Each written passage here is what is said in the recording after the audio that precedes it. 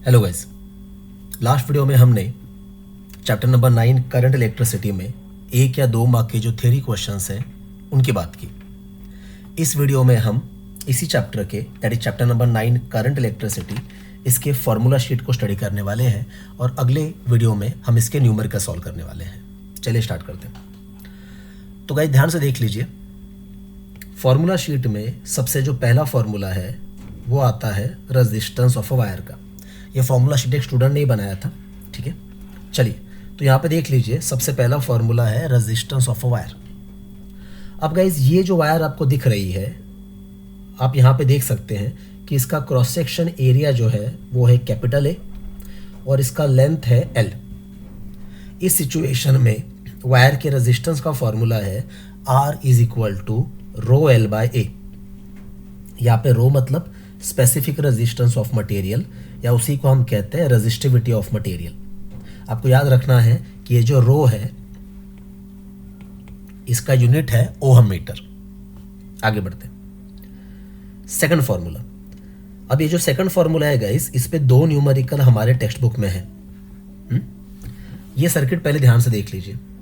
इस सर्किट में आपको दिख रहा है कि एक बैटरी है जिसका ईएमएफ है ई, जिसका इंटरनल रेजिस्टेंस है स्मॉल आर और एक एक्सटर्नल रेजिस्टेंस कैपिटल आर यहाँ पे कनेक्टेड है। और इस सर्किट में जो करंट फ्लो हो रहा है that is I.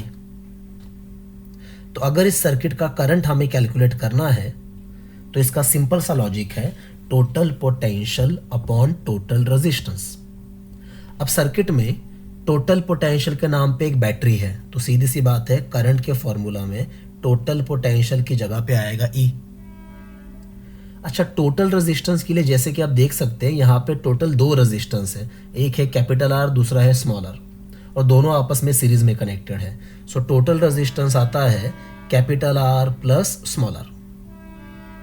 So guys ये रहा सर्किट का टोटल करंट। अब इसे आप सर्किट का टोटल करंट कह सकते हैं, current supplied by the battery कह सकते हैं, current drawn from the battery कह सकते हैं। एक ही चीज के लिए अलग अलग नाम यूज करते हैं, तो ये सारे नाम भी आपको याद रखने हैं ताकि न्यूमेरिकल में हम कंफ्यूज ना हो। अच्छा,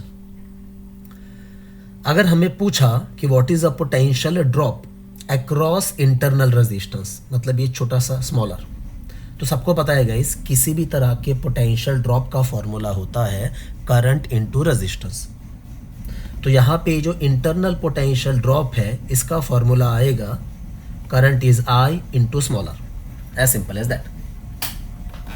अब इसके बाद अगर आपको पूछा what is a potential difference across capital R, तो उसका भी फॉर्मूला सेम ही आता है करंट इनटू रेजिस्टेंस। करंट अभी भी आई है और external resistance is capital R. अब ये जो एक्सटर्नल रेजिस्टेंस है इसकी जगह पे बल्ब हो सकता है, इसकी जगह पे वोल्ट मीटर हो सकता है। टेक्स्ट बुक के न्यूमेरिकल में गाइस वोल्ट मीटर ही है, और ये कैपिटल आर जो है वो वोल्ट मीटर का रेजिस्टेंस है, और ये कैपिटल वी जो है ये है वोल्ट मीटर का रीडिंग। तो हमारे टेक्स्ट बुक में 2 न्यूमेरिकल है जिसमें आपको वोल्ट मीटर का रीडिंग पूछा है। तो उसको सॉल्व करने का तरीका ये है गाइस, सबसे पहले आपको सर्किट का करंट कैलकुलेट करना पड़ता है और उसके बाद आप वोल्ट मीटर का रीडिंग मतलब ही एक्सटर्नल पोटेंशियल डिफरेंस कैलकुलेट कर सकते हैं, as simple as that. Formula number 3, resistance is in series. अब गाइज यहाँ पे सबसे पहले तो सीरीज का मतलब याद रखना है। सीरीज का सिंपल मतलब है, ये देखिए, सीरीज का सिंपल मतलब है resistance are connected back to back. Series की और एक खास बात है गाइज कि सीरीज में ना current remains same for the very simple reason कि यहाँ पे देखिए करंट को फ्लो होने के लिए एक ही रास्ता है। जब तक करंट को फ्लो होने के लिए एक ही रास्ता है करंट हमेशा सेम रहता है। तो ये देखिए, अगर रेजिस्टेंस सीरीज में है तो उसका सिंपल सा फॉर्मूला है एडिशन, दैट इज अब यहाँ पे देख सकते हैं R1 प्लस R2। जितने भी रेजिस्टेंस ऐसे सीरीज में है आपको उन सबका रेजिस्टेंस ऐड करना है। और एक चीज बताना चाहूंगा, सीरीज का सिमिलर वर्ड है connected to. A resistance is connected to another resistance, मतलब ये गाइस वो दोनों रेजिस्टेंस से सीरीज में है। चलिए याद रखिए सब। फॉर्मूला नंबर 4, ये बहुत ज़रूरी है, रेजिस्टेंसेस इन पैरेलल। अब गाइस यहाँ पे पैरेलल का मतलब पहले आपको समझना है। पैरेलल का सिंपल मतलब होता है connected between two common points. ये मान लीजिए 2 पॉइंट्स है हमारे पास,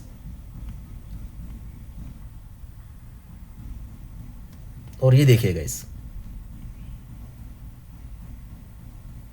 इस तरह से हमने 2 रेजिस्टेंसेस आपस में पैरेलल में कनेक्ट किए हैं, मतलब we have connected them between point A and B. Both the resistances are connected between 2 common points, that is A and B, and that's the reason they are in parallel। ठीक है। और एक चीज, parallel का similar नाम है across, और एक नाम है इसका शंट।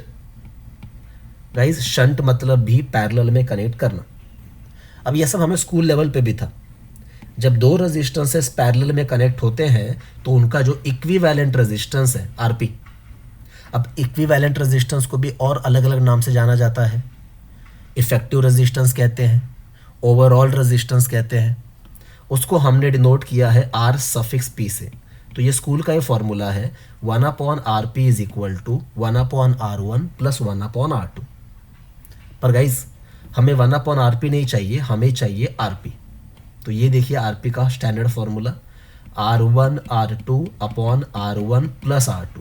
माइंड इट, ऊपर प्रोडक्ट है नीचे एडिशन है। अब ये कब लगाना है? जब 2 रेजिस्टेंस होंगे तो।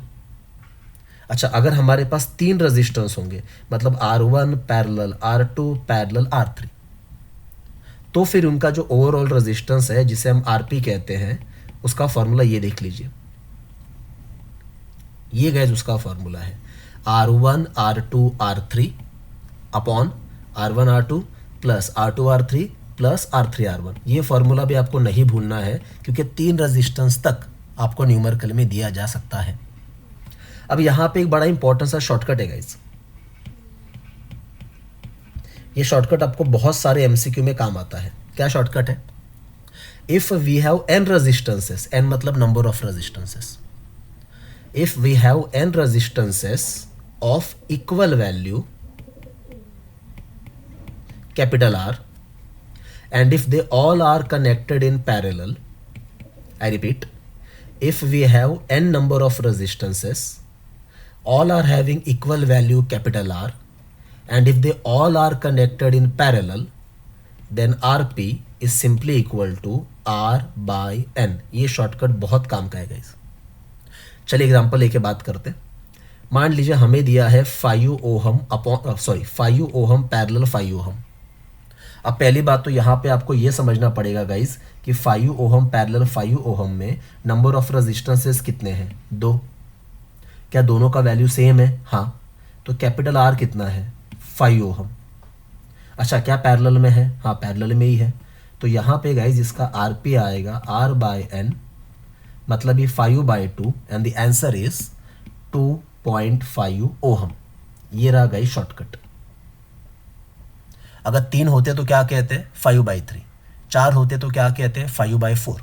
ये शॉर्टकट गाइस बहुत काम आता है, सो प्लीज डू रिमेंबर। अगला फॉर्मूला जो है वो है व्हिटस्टोन्स नेटवर्क। ये बहुत ज़रूरी है। अब याद कीजिए, इसका सर्किट हमने ऐसे ड्रॉ किया था। अब अगर बुक के लेबलिंग की बात करूं तो टेक्स्ट बुक ने इसका लेबलिंग ऐसे किया है। इसको बोला है P, इसको बोला है Q, यहाँ पे बोला है R, और यहाँ पे बोला है S। इसीलिए टेक्स्ट बुक का फॉर्मूला है P/Q is equal to S/R। पर यहाँ पे आपको ये समझना है, इफ दिस इज ये पहला रेजिस्टेंस अपॉन दूसरा रेजिस्टेंस इज इक्वल टू तीसरा रेजिस्टेंस अपॉन चौथा रेजिस्टेंस। ये फॉर्मूला ऐसा है। अब हमने लेबलिंग में क्या किया देख लीजिए। मैं इसको हटा रहा हूं। अगर आप ध्यान से देख रहे हो तो हमने लेबलिंग ऐसा किया है, P Q, यहां पे R लिया है और यहां पे S लिया है, और इसीलिए ये फॉर्मूला देख लीजिए। The formula is P/Q is equal to R/S।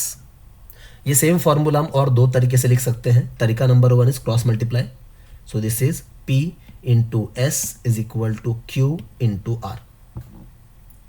Guys और एक बात आपको यहाँ पे बताना चाहूँगा कि इनका जो लेबलिंग है PQRS, पुराने सिलेबस में इसको ऐसे लेबलिंग किया था R1, R2, R3 और R4। तो तब फार्मूला हम लिखते थे R1 upon R2 is equal to R3 upon R4। तो न्यूमेरिकल में ये वाला लेबलिंग भी इस्तेमाल किया जा सकता है। ठीक है, चलिए बैक टू द पॉइंट। तो ये सेम फार्मूला हमने ऐसे लिखा PS is equal to Q into R. इसको लिखने का और एक तरीका भी है, P upon R is equal to Q upon S। मतलब numerator of LHS upon numerator of RHS is equal to denominator of LHS upon denominator of RHS। तो ये सेम फॉर्मूला इस दो तरीके से लिखा जा सकता है। और ये सब कुछ क्या है? ये सब कुछ है Wheatstone's network. When the network is balance, ये सब काम आता है। अच्छा, यहां पे आपको और एक चीज याद रखनी है। जब ये कंडीशन फुलफिल होता है, मतलब हम कहते हैं कि नेटवर्क इज बैलेंस्ड। नेटवर्क का शॉर्टकट है ये।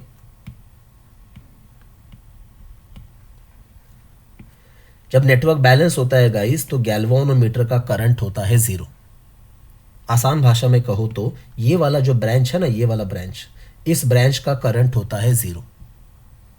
तो अगर इस ब्रांच में, ध्यान से सुनिए, अगर इस ब्रांच में गैल्वानोमीटर की जगह पे कैपेसिटर लगाए, रजिस्टर लगाए या इंडक्टर लगाए, कोई भी कंपोनेंट लगाए, इस ब्रांच में से करंट 0 है, मतलब कोई भी कंपोनेंट लगाओ उसमें से भी करंट 0 ही है।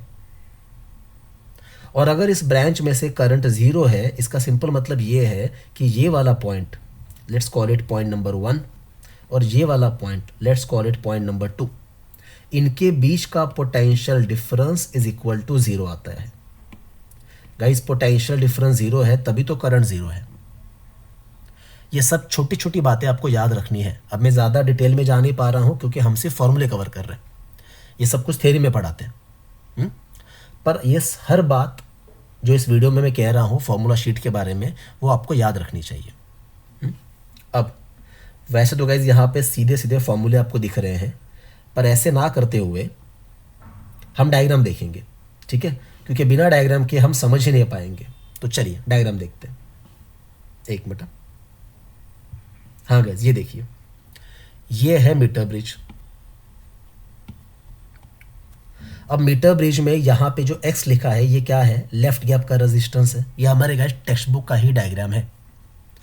ये जो कैपिटल R लिखा है, ये क्या है? राइट गैप का रेजिस्टेंस है। इधर आपको LX लिखा है, LX। ये D क्या है? D। इस D को हम कहते हैं नल पॉइंट, या इसका और एक नाम है बैलेंस पॉइंट, या इसका और एक नाम है जीरो डिफ्लेक्शन पॉइंट। क्योंकि यहाँ पे भी ये जो गैल्वानोमीटर है, इसका करंट कितना है? 0। तो गाइज ये सारे नाम याद रखना। अच्छा, वायर का नाम क्या रखा है? AB। और नल पॉइंट का नाम जैसे आप देख रहे हो रखा है D। तो ये जो LX है, इसको कहते हैं बैलेंसिंग लेंथ। कहाँ से मेजर किया है? तो वायर के लेफ्ट से मेजर किया है। अब ये नल पॉइंट देने के भी टोटल 5 तरीके होते हैं, पर खैर वो एंट्रेंस में कवर करेंगे। एनीवे, तो इसको हम LX कहते हैं, और यहाँ पे क्या लिखा है? LR। गाइस, यहाँ पे और एक चीज़ आपको बताना चाहूँगा कि ये जो LX LR है, इसको L1 L2 भी कहते हैं। पुराने सिलेबस में L1 L2 करके लिखा था। और एक चीज़, क्योंकि ये पूरा मीटर ब्रिज का वायर 100 सेंटीमीटर का है, तो ये जो LR है, LR is nothing but 100 minus LX। मतलब अगर ये LX 30 सेंटीमीटर का है, तो सीधी सी बात है LR कितना आएगा? 100 माइनस 30, दैट इज 70 सेंटीमीटर। ठीक है? तो लेफ्ट गैप का resistance is X, right gap का resistance is R, balancing length from the left is LX, और बचा हुआ लेंथ इज LR। अब क्योंकि ये भी व्हिटस्टोन का ही मॉडिफिकेशन है, तो इसका फॉर्मूला है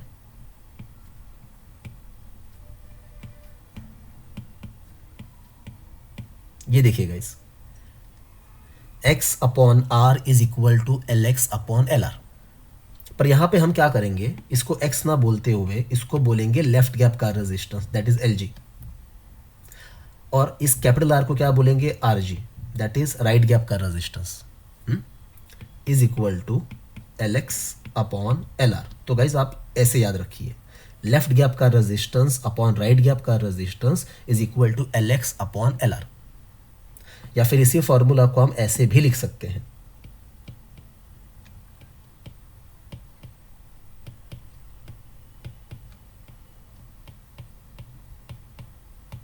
गाइज ये देख लीजिए, कुछ नहीं किया, लेफ्ट गैप का रेजिस्टेंस अपॉन राइट गैप का resistance is equal to L X upon 100 minus L X. L R की जगह पे लिख दिया 100 माइनस एल एक्स। तो ये रहेगा इस मीटर ब्रिज के फॉर्मूले। ठीक है, पुराने सिलेबस में मीटर ब्रिज के काफ़ी न्यूमेरिकल आते थे, नए सिलेबस में लेकिन मीटर ब्रिज के न्यूमेरिकल बहुत कम है। ठीक है, चलिए आगे बढ़ते हैं। इवन आप PYQ देखोगे तो आपको मीटर ब्रिज के काफ़ी न्यूमेरिकल नज़र आएंगे। अगला वीडियो जैसे मैंने कहा न्यूमेरिकल का ही है, वो प्रीवियस ईयर के जितने भी न्यूमेरिकल हैं वो सब हम सॉल्व करने वाले हैं। ठीक है, चलिए आगे बढ़ते हैं। अब मीटर ब्रिज के बाद गाइस, मीटर ब्रिज के बाद जो अगला टॉपिक था वो था पोटेंशियोमीटर।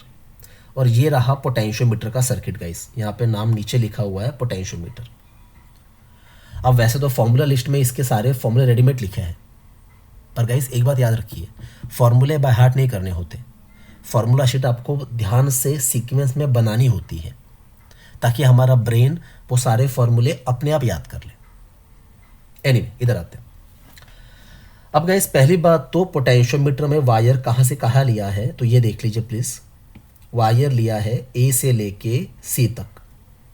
ये देखिए ये वायर है, जिगजैग में है, आपने लैब में देखा होगा।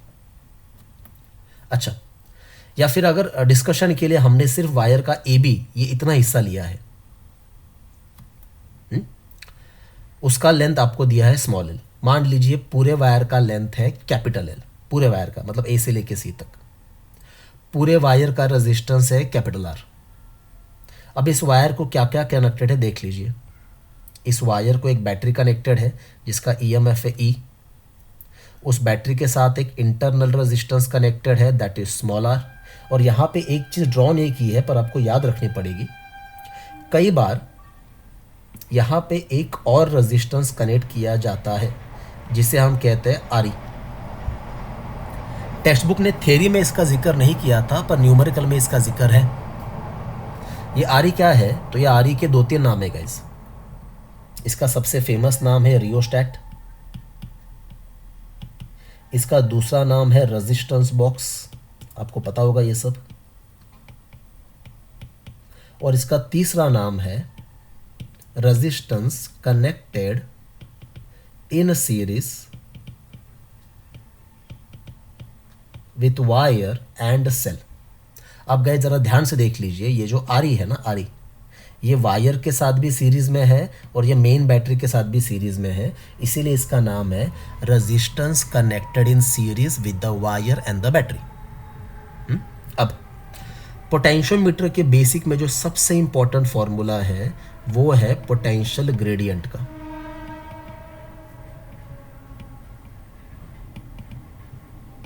गाइस पोटेंशियल ग्रेडियंट को हम लोग के से डिनोट करते हैं। अब इसमें काफी वेरिएशन आते हैं, जरा ध्यान से देख लीजिए प्लीज। पोटेंशियल ग्रेडियंट का बेसिक फॉर्मूला है total potential difference across the wire upon length of the wire, that is V by L। कई बार न्यूमेरिकल में आपको या तो पोटेंशियल ग्रेडियंट दिया जाता है या पोटेंशियल ग्रेडियंट कैलकुलेट करने के लिए कहते हैं। अब गाइस ये तो हो गया बेसिक फॉर्मूला। अब इसके अलग अलग वेरिएशन। ये जो वायर का पोटेंशियल डिफरेंस है V, इसको हम लिख सकते हैं I इंटू आर। अब R क्या है, जैसे मैंने कहा R वायर का रेजिस्टेंस है, और I क्या है, तो गाइस I है इस पूरे सर्किट का करंट। इस पूरे सर्किट का करंट इज I। ठीक है, तो अगर V की जगह पे IR लिखा तो K का नया फॉर्मूला बनता है I into R upon L। ठीक है, लास्ट और सबसे इंपॉर्टेंट वेरिएशन। अब गाइस यहां पे जो आप करंट देख रहे हो ना, ये सर्किट का करंट हम कैसे कैलकुलेट करेंगे? सर्किट का करंट, तो जैसे मैंने आपको एकदम शुरू में समझाया था कि सर्किट का करंट निकालने का सिंपल सा फॉर्मूला है total potential upon total resistance. तो इस पूरे सर्किट में टोटल पोटेंशियल के नाम पे एक बैटरी है, मतलब टोटल पोटेंशियल है ई, और टोटल रेजिस्टेंस की जगह पे टोटल 3 रेजिस्टेंस है गाइस। पहला रेजिस्टेंस है वायर का, दूसरा है इंटरनल रेजिस्टेंस, और तीसरा है रियोस्टेट। तो यहाँ पे आएगा फॉर्मूला में capital R plus small R plus R E. ये रहा गाइस करंट का फॉर्मूला। बाकी आगे जैसा है वैसे कॉपी करो। आगे क्या है? Capital are by L. ये रहा गाइस पोटेंशियल ग्रेडियंट का और एक फॉर्मूला। आप सोच रहे होंगे कि टेक्स्ट बुक के थियरी में आर ई का जिक्र नहीं है। हाँ गाइस, तो ये मैं पहले भी कह चुका हूं कि टेक्स्ट बुक ने थियरी में आर ई का जिक्र नहीं किया है, पर न्यूमेरिकल में है। तो ये जो मैंने ब्रैकेट में फॉर्मूला लिखा है ना, ये करंट का फॉर्मूला है। अच्छा, न्यूमेरिकल में आपको क्या करना होता है, ध्यान से सुनिए। ऐसा ज़रूरी नहीं है कि न्यूमेरिकल में आपको हर बार ये तीनों रेजिस्टेंस दिए जाएंगे। तो फिर क्या क्या हो सकता है देख लेते हैं। गाइस, वायर का रेजिस्टेंस तो हमेशा ही रहेगा, लेकिन इंटरनल रेजिस्टेंस और ये आर ई, ये देना है कि नहीं वो तो न्यूमेरिकल पे आपको देखना पड़ेगा। अगर न्यूमेरिकल में आर ई नहीं दिया है तो फॉर्मूला में आर ई मत लीजिए, सिंपल। अगर न्यूमेरिकल में इंटरनल रेजिस्टेंस नहीं दिया है तो फॉर्मूला में मत लीजिए। Moral of the story, formula में या न्यूमेरिकल में आपको ध्यान से देखना है कि कौन कौन सा रेजिस्टेंस का जिक्र किया है। आपको तीनों में से वो रेजिस्टेंसेस लेने हैं जिनको न्यूमेरिकल में दिया हुआ है। या तो तीनों दिए होंगे या कोई तो 2 दिए होंगे, ठीक है। अकॉर्डिंगली आपको ये फॉर्मूला मॉडिफाई करना पड़ेगा, पर माइंड इट, वायर का रेजिस्टेंस तो हमेशा रहेगा। बाकी इंटरनल रेजिस्टेंस और आर ई न्यूमेरिकल में दिया होगा तो यूज़ करो, नहीं दिया होगा मत यूज़ करो, एज सिंपल एज दैट। पर गाइस, ये बहुत ज़रूरी है पोटेंशियोमीटर के न्यूमेरिकल के लिए, ठीक है। बाकी पोटेंशियल ग्रेडियंट का यूनिट क्या आता है? वोल्ट पर मीटर। पर कई बार न्यूमेरिकल में इसको दिया जाता है वोल्ट पर सेंटीमीटर या माइक्रोवोल्ट पर मिलीमीटर, तो आपको फिर कन्वर्जन करना पड़ेगा, ठीक है। न्यूमेरिकल सॉल्व करने का थंब रूल है कि सारे यूनिट्स एसआई में ही होने चाहिए। अगर नहीं होंगे तो आपको कन्वर्ट करने पड़ेंगे, ठीक है। चलिए आगे बढ़ते हैं। अब गाइस, इसके बाद आया था पोटेंशियोमीटर का पहला एप्लीकेशन। पोटेंशियोमीटर का पहला एप्लीकेशन ये देख लीजिए गाइस। क्या था? To compare EMFs of the cell पर इंडिविजुअली। अब देख सकते हैं ये तो मेन बैटरी है, ये देखिए यहाँ पे रियोस्टेट ड्रॉ करके रखा है, दिस इज रियोस्टेट।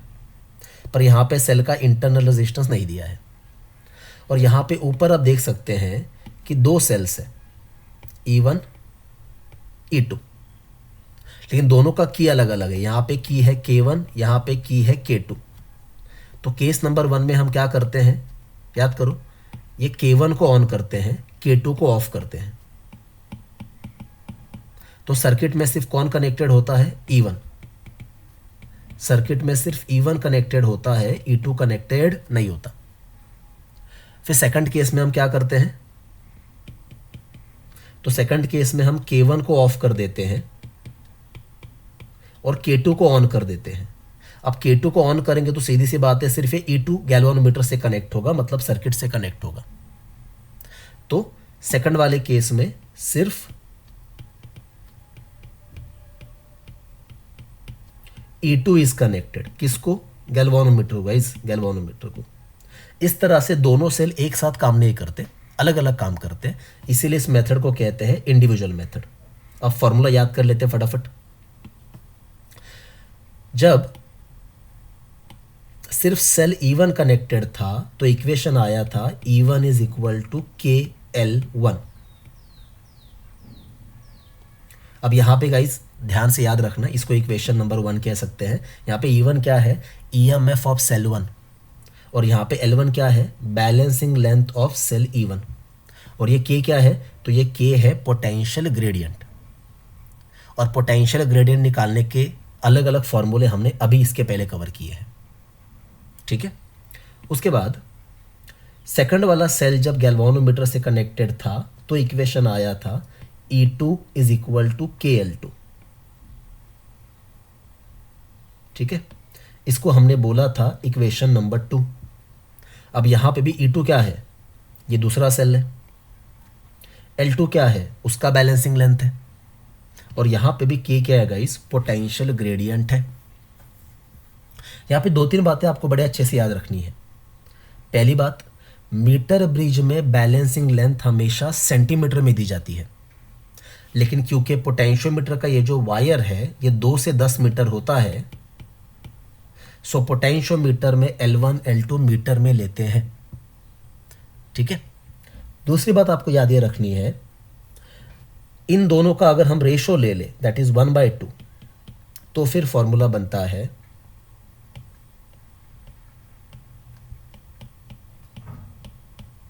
ये देखिए guys, E1/E2 is equal to L1/L2, और हाँ यही फॉर्मूला है to compare EMF of cells individually का। अब इसके न्यूमेरिकल कैसे आइडेंटिफाई करने होते हैं, तो न्यूमेरिकल में ऐसा लिखा होता है, ये अगले वीडियो में भी हम डिटेल में बात करेंगे पर अभी बता देता हूँ। इसके न्यूमेरिकल में लिखा होता है a cell is balanced having balancing length इतना इतना, एंड अनदर सेल, ये वर्ड बड़ा ज़रूरी है यहाँ पे, another cell, and another cell is balanced with the balancing length इतना इतना। तो जब वो कहते हैं ना अनदर सेल, तो हमें समझना है कि दोनों सेल साथ में काम नहीं कर रहे, पहले एक सेल को बैलेंस किया गया फिर दूसरे सेल को बैलेंस किया गया, मतलब ही both the cells are working individually. तो आपको समझना है कि ये फॉर्मूला लगाना पड़ेगा, ठीक है। This is how you need to identify कि किस न्यूमेरिकल में कौन सा फॉर्मूला लगाना चाहिए। न्यूमेरिकल को समझना बहुत ज़रूरी है गाइस, न्यूमेरिकल का वर्डिंग समझना बहुत ज़रूरी है। खैर, अब सबसे इंपॉर्टेंट चीज़ बताने जा रहा हूँ।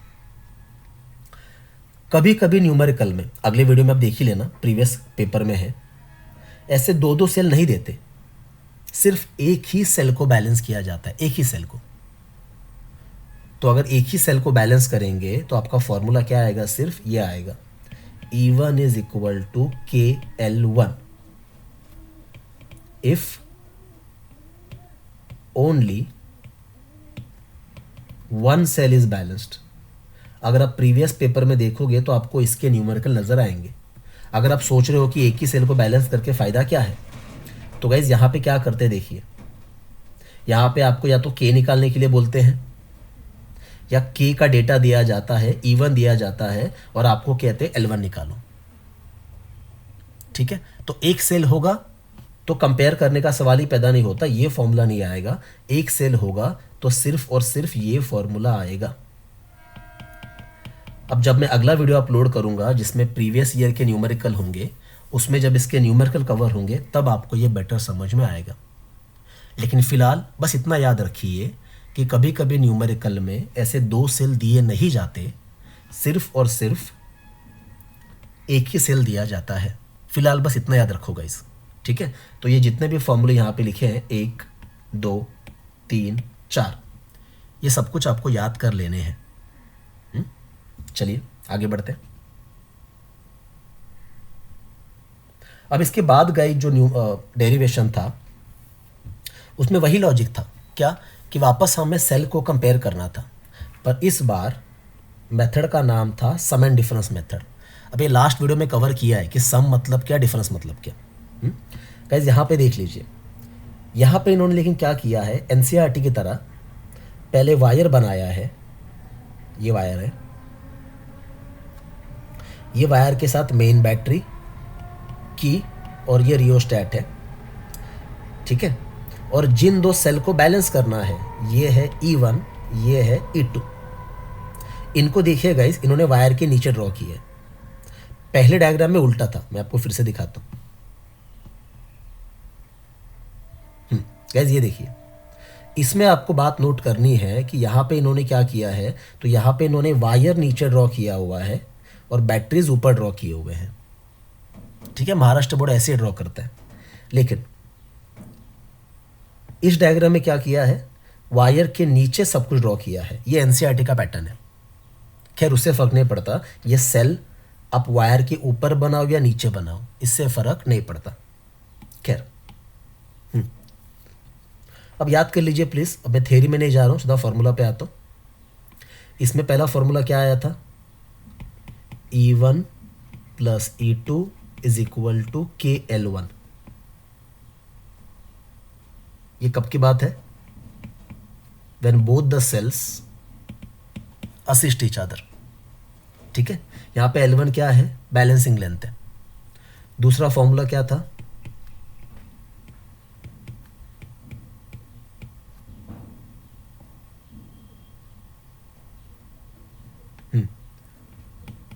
E1 minus E2 is equal to KL2।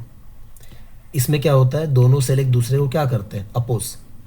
तो गाइस पोटेंशियोमीटर के इस एप्लीकेशन में फ़र्क बस इतना है कि यहाँ पे दोनों सेल साथ में काम करते हैं। पहले कैसे इंडिविजुअली काम कर रहे थे, यहाँ पे दोनों सेल साथ में काम करते हैं, लेकिन एक बार दोनों का EMF ऐड होता है और दूसरी बार दोनों का EMF सब्ट्रैक्ट होता है। यहाँ पे L2 क्या है, balancing length of E1 minus E2। अब अगर आप रेशो ले लेंगे तो फॉर्मूला बनता है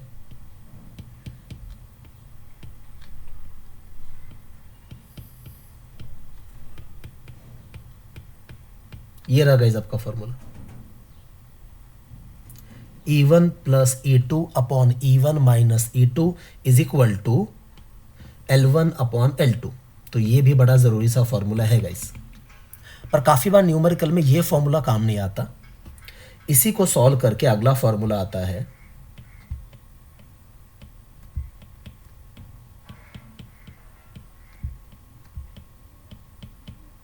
हाँ गाइस, ये रहा अगला फॉर्मूला।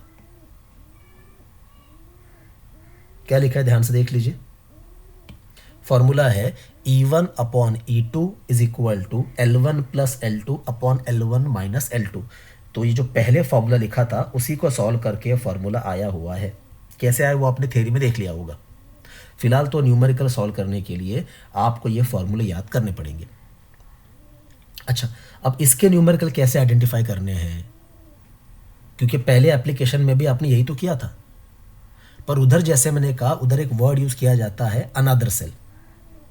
वैसे यहां पे ये दो वर्ड यूज किए जाते हैं न्यूमेरिकल में कि cells are assisting each other, cells are opposing each other. इन दो वर्ड से आपको समझ में आना चाहिए कि पहला वाला फॉर्मूला नहीं, ये वाला फॉर्मूला लगाना है सम एंड डिफरेंस का। ठीक है, इसका भी प्रीवियस पेपर में एक दो न्यूमेरिकल डेफिनेटली आपको दिखेंगे। तो गाइज पहले वाले मेथड में इंडिविजुअल था, तो इसीलिए फॉर्मूला था E1 upon E2 is equal to L1 upon L2। यहाँ पे दोनों सेल साथ में काम कर रहे हैं, इसीलिए फॉर्मूला ऐसा आया है। तो ये था पोटेंशियोमीटर का दूसरा एप्लीकेशन, या उसी एप्लीकेशन का और एक तरीका। ठीक है, आगे बढ़ते हैं। हाँ, अब ये तीसरा एप्लीकेशन और सबसे जरूरी, to calculate internal resistance of a cell. कौन सा सेल, ये मेन बैटरी नहीं गाइस, ये देखिए ये वायर AB है, ये रियोस्टेट है, ये ऊपर जो सेल कनेक्टेड है E1, इसका इंटरनल रेजिस्टेंस हमें कैलकुलेट करना है। प्रीवियस पेपर में ना इसका एक अलग न्यूमेरिकल है जो अब तक 2 बार आ चुका है, अगले वीडियो में जरूर देख लेना। अब यहाँ पे सबसे इंपॉर्टेंट चीज क्या है, तो ये रेजिस्टेंस, ये R, ये रेजिस्टेंस R जो है इसको कहते हैं शंट रेजिस्टेंस। किसके साथ शंटेड है ये, बैटरी के साथ। ठीक है, सो this is external resistance connected in shunt with the battery. अब गाइस इसका डेरिवेशन जरा ध्यान से देख लेना, मैं शॉर्टकट में बता रहा हूं। पहले ये की हमने ऑफ रखा था, मतलब ये एक्सटर्नल रेजिस्टेंस सर्किट में था ही नहीं, तो गैल्वानोमीटर को सिर्फ और सिर्फ कौन कनेक्टेड था, E1।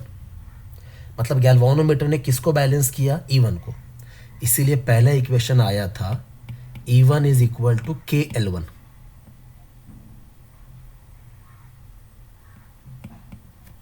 उसके बाद हमने क्या किया था, याद कीजिए थ्योरी में, ये वाले सेल को ऑन कर दिया था, ये वाले की को ऑन कर दिया था, मतलब ये वाला कैपिटल आर अब इस बैटरी से कनेक्टेड है। तो यहाँ पे एक छोटा सा सर्किट बन गया है गाइस, मैं ड्रॉ करके दिखा रहा हूँ। यहाँ पे एक छोटा सा सर्किट बना है, ये देख लीजिए। सर्किट का नाम है PQST। और अब इस सर्किट में बैटरी इस कैपिटल आर को करंट देने की कोशिश करती है। मतलब अब इस छोटे से सर्किट में E1 नहीं है, बल्कि E1 का पोटेंशियल डिफरेंस V है। E1 का पोटेंशियल डिफरेंस V है। और ये पूरा सर्किट आगे गैल्वानोमीटर से कनेक्टेड है। मतलब सेकंड वाले केस में गैल्वानोमीटर से E1 नहीं, बल्कि कौन कनेक्टेड है? E1 का पोटेंशियल डिफरेंस, जिसका नाम है V। मतलब सेकंड वाले केस में गैल्वानोमीटर V को बैलेंस करता है। तो इसका फॉर्मूला था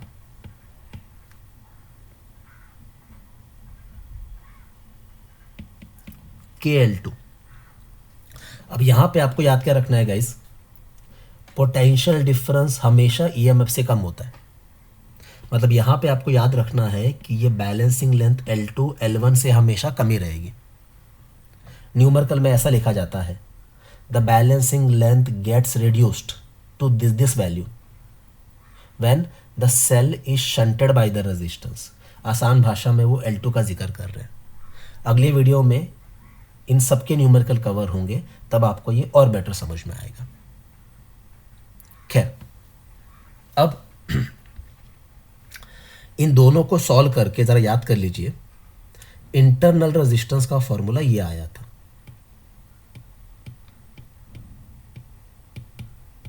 this is very very important formula guys, कि internal resistance of the cell is equal to capital R. ध्यान से देखिए फिर से, ये कैपिटल आर मतलब कौन है? ये शंट वाला रेजिस्टेंस है। Capital are into the bracket L1 upon L2 minus 1। या फिर इसी फॉर्मूला का और एक वर्जन है, अगर ये L1 L2 दोनों को K से मल्टीप्लाई कर दे तो इधर आएगा ये वाला फॉर्मूला गाइस।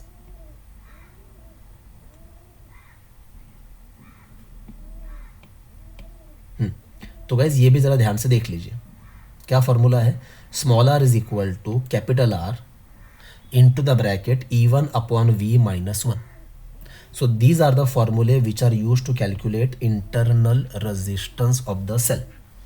ठीक है, ये सब कुछ आपको प्रिपेयर करना है। अब हम जा रहे हैं चैप्टर के आखिरी पार्ट में।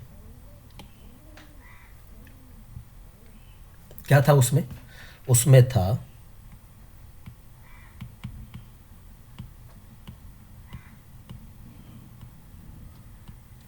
Galvanometer as an ammeter. अब सबसे पहले गाइस इसका डायग्राम ध्यान से समझिए। ये वाला जो रेजिस्टेंस है ना, ये वाला, इसके बारे में ज़्यादा सोचिए मत।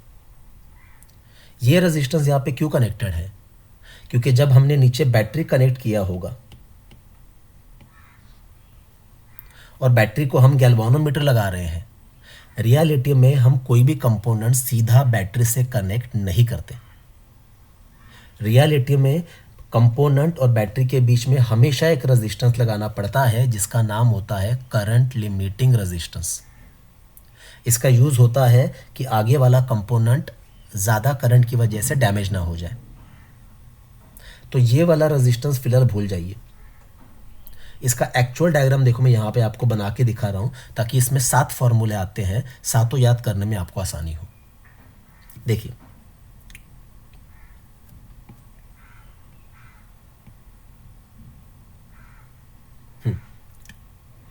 ये कैपिटल G क्या है? गैल्वानोमीटर का रेजिस्टेंस है, IG। ये IG क्या है? गैल्वानोमीटर का करंट है। गैल्वानोमीटर मिली एम्पीयर में ही करंट लेता है। इस IG को हम और एक नाम से जानते हैं,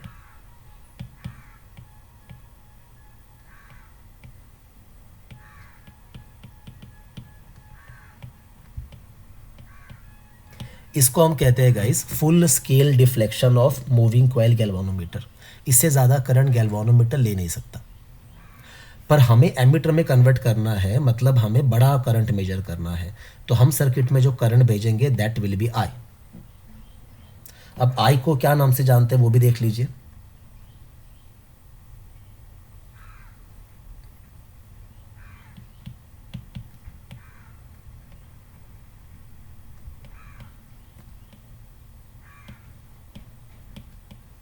आई को कहते हैं रेंज ऑफ एमिटर। ये कई बार आपको ऐसे दिया जाएगा रेंज, देख लीजिए, आपको न्यूमेरिकल में बोलेंगे कि range of emitter is 0 to 10 ampere. आसान भाषा में करंट गाइस 0 से स्टार्ट होगा ना, तो यहाँ पे आई का वैल्यू क्या लेना है, 10 एम्पियर, क्योंकि आपको 10 एम्पियर तक का करंट मेजर करना है, इसीलिए आई का वैल्यू क्या है, आई का वैल्यू है 10 ampere, as simple as that. या 0.5 एम्पियर लिखा होगा तो आई का वैल्यू कितना लेंगे, 5 एम्पियर। अब सीधी सी बात है, ये इतना सारा करंट गैल्वेनोमीटर में जा नहीं पाएगा, गैल्वेनोमीटर उड़ जाएगा। तो फिर हम क्या करते हैं, यहां से एक रास्ता निकालते हैं और एक रेजिस्टेंस गैल्वेनोमीटर के साथ पैरेलल में लगाते हैं, जिसको हम कहते हैं शंट रेजिस्टेंस। गाइस इतना सा ही डायग्राम है। पर अब याद कैसे रखना है, देखो यहां पे सबसे पहला फॉर्मूला है, ये जो टोटल करंट आई है, this is equal to n times of galvanometer का करंट। ये सबसे पहले आपको याद रखना पड़ेगा, इक्वेशन नंबर 1। गैल्वेनोमीटर का current is n times of, sorry उल्टा बोला मैंने, ये जो मेन करंट है that is n times of galvanometer का करंट। ठीक है, अब यहां पे करंट आई आने के बाद डिवाइड होगा, जंक्शन है ये, तो गैल्वेनोमीटर में गया IG और बचा हुआ करंट किस में से गया, शंट में से, जिसको हमने कहा IS। मतलब यहाँ पे दूसरा फॉर्मूला है KCL कि टोटल करंट I इज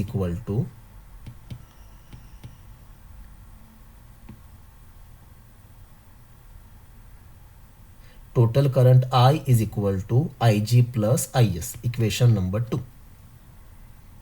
बाकी गैल्वेनोमीटर से आगे कितना आएगा, IG, शंट में से ऊपर कितना आएगा, IS। यहाँ पे फिर से दोनों करंट ऐड होंगे और सर्किट के बाहर कितना जाएगा, तो गाइस सर्किट के बाहर भी जाएगा करंट I। ये है गाइस आपका गैल्वेनोमीटर का एक्चुअल डायग्राम। ये इतना जो पार्ट ड्रॉ किया है ना, वही मैंने अलग से ड्रॉ किया। अब गैल्वेनोमीटर के जितने भी फॉर्मूले हैं एमीटर के लिए, याद करने का सिंपल तरीका देखो, यहाँ पे क्या दिख रहा है, गैल्वेनोमीटर और shunt resistance are in parallel. और सबको पता है गाइस, जब दो रेजिस्टेंसेस पैरेलल में होते हैं तो उनके अक्रॉस का क्या सेम होता है, उनके अक्रॉस का पोटेंशियल डिफरेंस सेम होता है। मतलब मान लीजिए गैल्वेनोमीटर का पोटेंशियल डिफरेंस है VG is equal to shunt का पोटेंशियल डिफरेंस VS।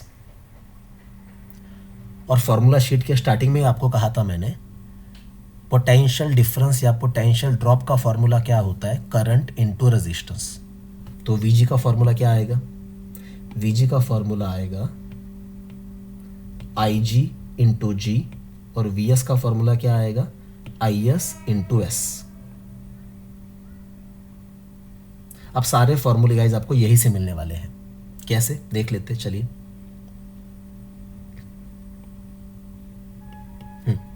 अब यहां से अगर आपको शंट रेजिस्टेंस का फॉर्मूला पूछा है तो क्या आएगा, IS को शिफ्ट करेंगे and that would be IG upon IS into G।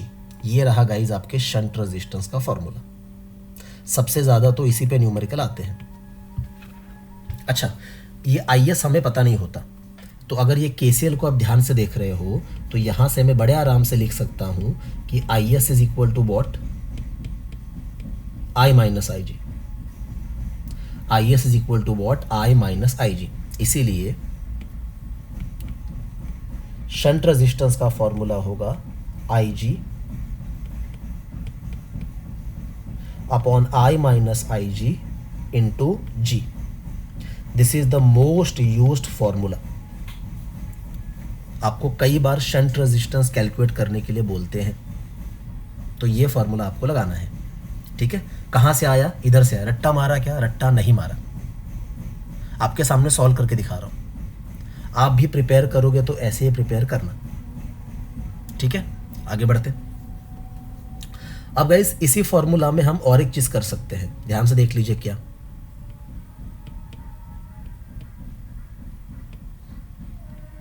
ये जो I है ना, टोटल करंट I, उसकी जगह पे हम क्या लिख सकते हैं, तो उसकी जगह पे हम लिख सकते हैं NIG। तो देख लीजिए, I की जगह पे लिख दिया मैंने NIG।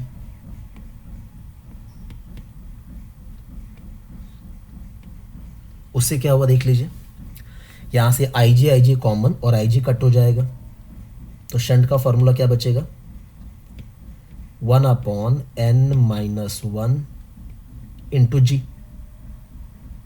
ठीक है, मतलब ही गाइस शंट का और एक फॉर्मूला आ गया, S is equal to G/n-1। ये रहा शंट का दूसरा फॉर्मूला। अच्छा, यहां से आप n का फॉर्मूला भी बना सकते हैं, कैसे, शिफ्टिंग करो, n-1 is equal to G/s।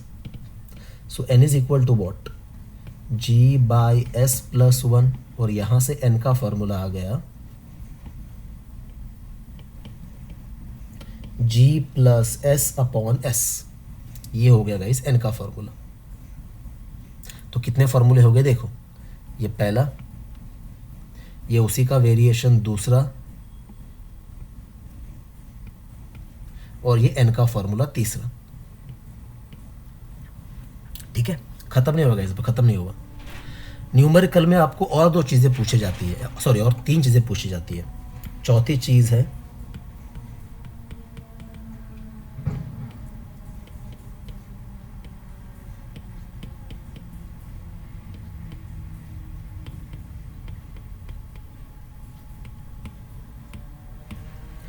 Fraction of current passing through shunt. Fraction मतलब टोटल करंट में से कितना करंट। तो यहाँ पे आपको पूछा है टोटल करंट में से कितना करंट शंट रेजिस्टेंस में से पास हो रहा है। ये सेम आपको ऐसे भी पूछ सकते हैं, fraction of current passing through galvanometer, मतलब टोटल करंट में से कितना करंट गैल्वानोमीटर में से पास हो रहा है। अब इसको सॉल्व करने के लिए काम करते हैं।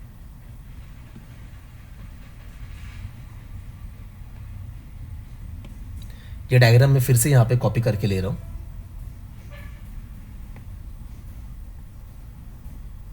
एक मिनट, कॉपी नहीं हुआ, फिर से करते हैं।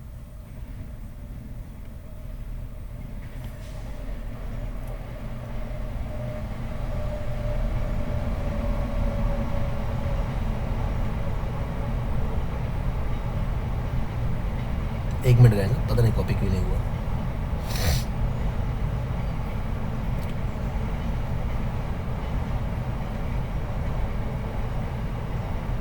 खैर कॉपी नहीं हो रहा है, मैं इसी को मूव कर रहा हूँ।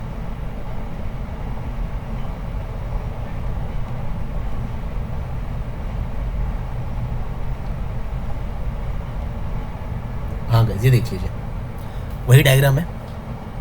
हाँ, अब ये सब कैलकुलेट करने के लिए पहले आपको दो फॉर्मूले याद करना बहुत ज़रूरी है। उसमें से पहला फॉर्मूला है कि गैल्वानोमीटर में से कितना करंट जाएगा, IG, और शंट में से कितना करंट जाएगा, दैट इज IS। अब ये करंट कैलकुलेट करने के लिए एक शॉर्टकट है जिसको हम कहते हैं करंट डिवाइडर रूल। देखिए ध्यान से देखिए, मैं शॉर्टकट में समझा रहा हूँ। अगर ये दोनों रेजिस्टेंस पैरेलल है और गैल्वानोमीटर का करंट निकालना है तो फॉर्मूला है opposite resistance S upon total resistance that is G+s into total current. ये रहा गाइस गैल्वानोमीटर के करंट का फॉर्मूला IG का। कैसे निकाला, गैल्वानोमीटर का करंट निकालना है ना, तो अपोजिट रेजिस्टेंस मतलब S अपॉन टोटल रेजिस्टेंस मतलब G+s इनटू टोटल करंट। अब यहां से आप बड़े आराम से लिख सकते हैं क्या, fraction of current passing through galvanometer. पहले गैल्वानोमीटर लेते हैं, मतलब आपको क्या पूछा है गाइस, आपको पूछा है IG/I, amount of current out of total current passing through galvanometer, IG/I। क्या फॉर्मूला हो गया, S/G+s, सॉर्टेड। ये रहा फॉर्मूला। उसी तरह से अगर आपको पूछा कि शंट में से कितना करंट जा रहा है, IS, तो भी सेम लॉजिक, क्या, अपोजिट रेजिस्टेंस। अब शंट के अपोजिट में कौन है, G, अपॉन टोटल रेजिस्टेंस, मतलब ये G plus S into total current that is I। और फिर अगर आपको किसी ने पूछा, क्या पूछेंगे आपको? आपको पूछेंगे fraction of current passing through shunt resistance. ये देखिए, fraction of current passing through shunt resistance, मतलब ये आपको क्या पूछा है? आपको पूछा है IS अपॉन I। तो कुछ नहीं, I को शिफ्ट करो, क्या फॉर्मूला होगा? G upon G plus S. तो ये रहा गाइस और एक formula, fraction of current passing through shunt resistance. ठीक है, पांचवा फॉर्मूला ये था। और लास्ट फॉर्मूला आपको पूछा जाता है व्हाट इज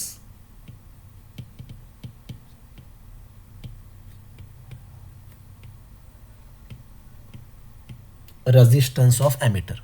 तो सिंपल सी बात है गाइस, ये पूरा structure is called as ammeter,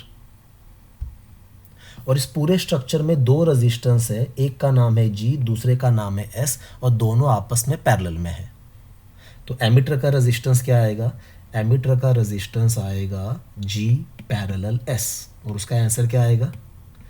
G into S upon G plus S. ये रहा गाइज आपका रेजिस्टेंस ऑफ एमीटर, ये रहा। पर आपको एक बात भूलनी नहीं है, मैं वापस ऊपर जा रहा हूं। ये n का फॉर्मूला क्या है? G plus S upon S. तो अगर आप यहां पे आएंगे और इसको ध्यान से देख रहे हो तो ये एग्जैक्टली उसके उल्टा है। This is nothing but 1 upon n। तो और एक तरीका है फॉर्मूला का, G बाई n। अब खैर इतना कोई बोर्ड में पूछेगा भी नहीं आपको, पर मुझे आपको बस ये समझाना है कि ये देखिएगा, इस तरह से हम एमीटर के फॉर्मूले याद कर सकते हैं। अब रट्टा मत मारिए प्लीज़, अब डायग्राम ध्यान से देखिए, समझिए कि सॉल्व कैसे किया है। यहाँ से डेरिवेशन स्टार्ट हुआ है, और ये जो मैंने अभी आपको सॉल्व करके दिखाया है, ये 3 मार्क का डेरिवेशन भी है कि explain how a galvanometer can be converted into an ammeter, also derive necessary फॉर्मूले। तो यहाँ पे ध्यान से देखिए, हमने बहुत सारे फॉर्मूले बना लिए हैं। पहला फॉर्मूला ये, दूसरा ये, तीसरा और मेन तो शंट का फॉर्मूला, ये उसी का वेरिएशन, ये चौथा फॉर्मूला, ये पांचवा फॉर्मूला, ये छठा फॉर्मूला, और ये सातवां फॉर्मूला। तो जैसे मैं आपको शुरू से कह रहा था कि एमीटर में टोटल 7 फॉर्मूले हैं, तो ये देखिए गाइस, ये वो 7 फॉर्मूले हैं। ठीक है, and now the last part,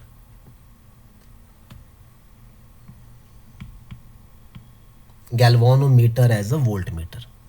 अब गाइस ये टेक्स्ट बुक का ही डायग्राम है। इधर भी मैं आपको ये बताना चाहूंगा कि ये वाले रेजिस्टेंस को भूल जाइए, सिर्फ सर्किट के इतने हिस्से पे ध्यान दीजिए। मैं अलग से ड्रॉ करके दिखा रहा हूं।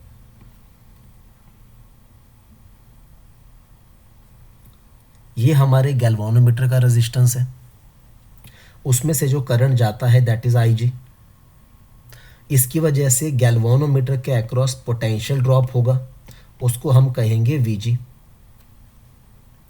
पर वोल्ट मीटर में हमें ज़्यादा मेजर करना है, जिसको हम कहते हैं V। क्योंकि गैल्वानोमीटर का करंट छोटा है, तो गैल्वानोमीटर का पोटेंशियल ड्रॉप भी छोटा होता है। गैल्वानोमीटर इतना बड़ा पोटेंशियल V मेजर नहीं कर सकता। इसीलिए हम क्या करते हैं, तो हम और एक रेजिस्टेंस लेते हैं जिसका नाम है X, और उसे गैल्वानोमीटर के साथ सीरीज में लगाते हैं। गाइज यही डायग्राम है जो मैं ड्रॉ कर रहा हूं। अब सीधी सी बात है, क्योंकि दोनों सीरीज में है, तो इसमें से भी कितना करंट जाएगा? IG।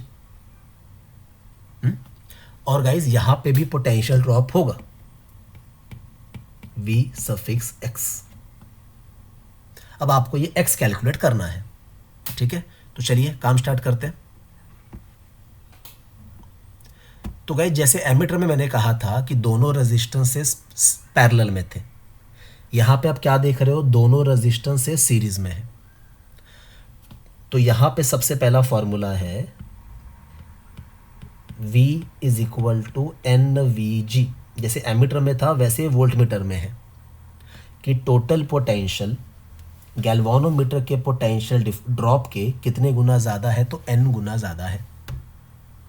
दूसरा फॉर्मूला, सीरीज में करंट सेम रहता है पर पोटेंशियल डिवाइड होता है, मतलब यहाँ पे ये total potential V is equal to V G plus V x.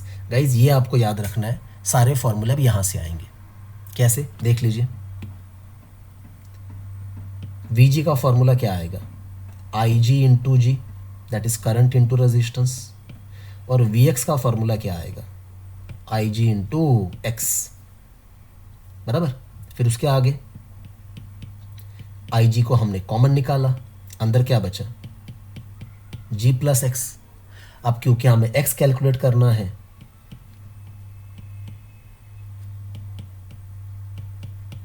तो हमने आई जी को शिफ्ट कर दिया, और फाइनली इस तरह से हमें एक्स का फॉर्मूला मिला,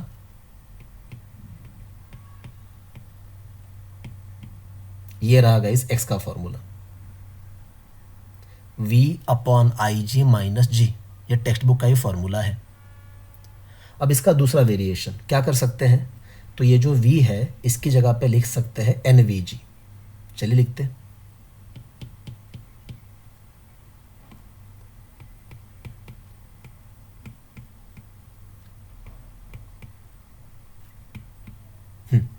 अब अगर आप यहाँ पे ध्यान से देख रहे हो तो ये क्या है, वी जी अपॉन आई जी।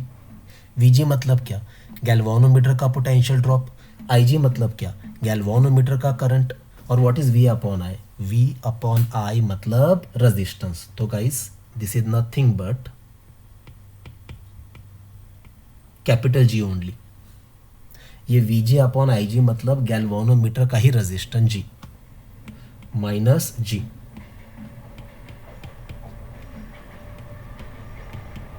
तो ये देखिए x का और एक फॉर्मूला बन गया गाइस।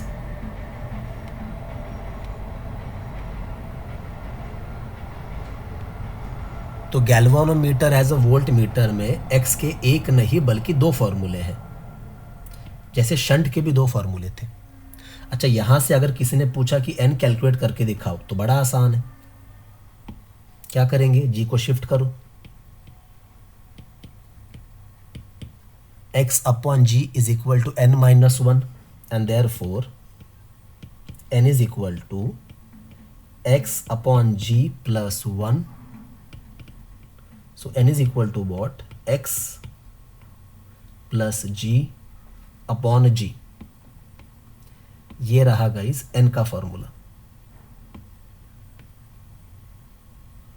तो ये है इसका तीसरा फॉर्मूला।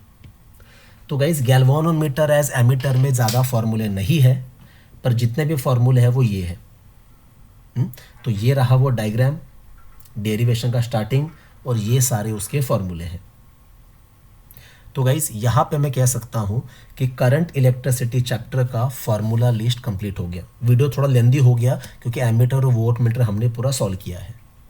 पर फिर से मेरा आपसे रिक्वेस्ट है, अब बाहट मत कीजिए, इस वीडियो को ध्यान से देखिए, ध्यान से समझ लीजिए, और फिर किसी पेज पे सारे फॉर्मूले अच्छे से लिख के रखिए। ठीक है, अगली वीडियो में हम इसके न्यूमेरिकल सॉल्व करने वाले हैं। आई होप ये आपको समझ में आ गया होगा। Thank you so much.